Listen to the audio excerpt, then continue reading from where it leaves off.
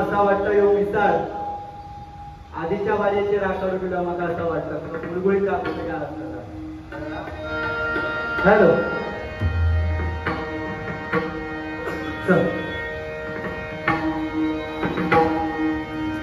सुस्वागतम. धन्यवाद. आज या ठिकाणी श्री नितीन मोहन पवार साहेब देवगड तालुका संपर्क अध्यक्ष यांच्या वाढदिवसाच्या औचित्य साधून या ठिकाणी तिरंगी डबलवारी भजनांचा जगदीश सामना या ठिकाणी आयोजित केलेला आहे.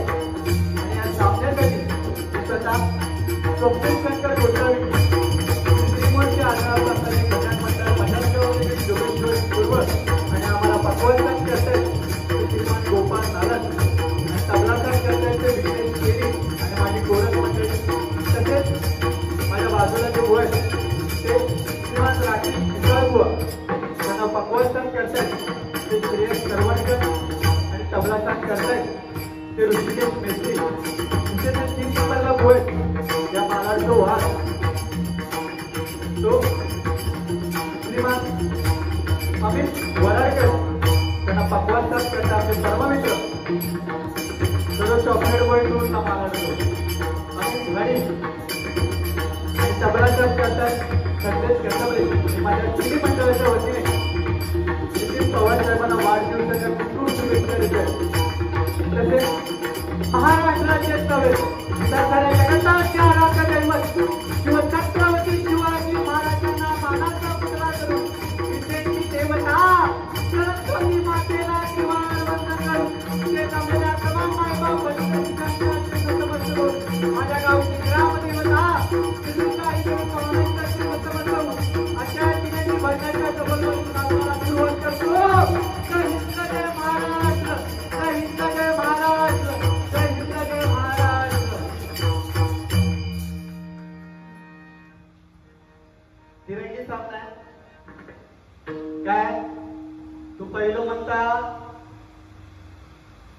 अरे तुझ्याकडे स्टार्टिंग आहे ना बुवा तर थोडं काहीतरी भजनाच्या माध्यमातून तरी बोल ना. आमका वाघ म्हणतात ना तू मालाडतो बोल ना.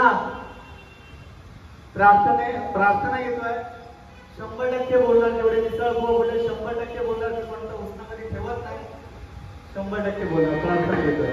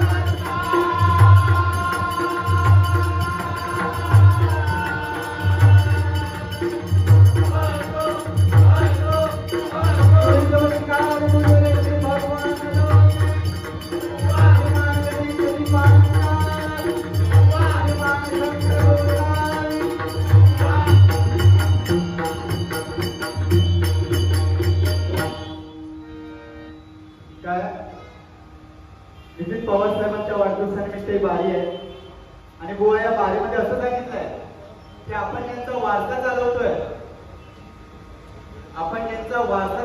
बुवा त्यांची आठवण म्हणून काहीतरी भजन असू दे, प्रार्थना असू दे, रूपवळ असू दे किंवा भजन असू दे. खूप छान गायन केलं अमित वराडेकर बुवाने. त्याच्यानंतर मिसाळ बुवा, वास्तविक परशुराम पांचाळ बुवांची वंशावळ आहे ती. बुवा उत्कृष्ट गायन. आपण यांचा भाऊ वारसा चालवलाय, खरोखरच त्यांची आठवण म्हणून जे तुम्ही नोटेशन घेतलात आणि वरून जर ते ऐकत असतील परशुराम पांचाळ बुवा, खरं त्यांच्या मनाला आनंद झाला असेल. जेवढं तू स्वरात गायलं, एका जोरदार टाळ्या होत्या त्या दोन्ही बुवांसाठी. आणि ह्यो तुका म्हणता मिसाळ, तुझे डोळे फुटले काय? तुका लाज असतात ना, मला तो वाघ ना तुका जरा तरी लाज असतात ना ह्या का बोलायचा. आता माका बोललं सगळ्यात माझ्याकडे लक्षात ठेव. तुझा नाही शिल्पवलं ना दाखवलीच पाहिजे.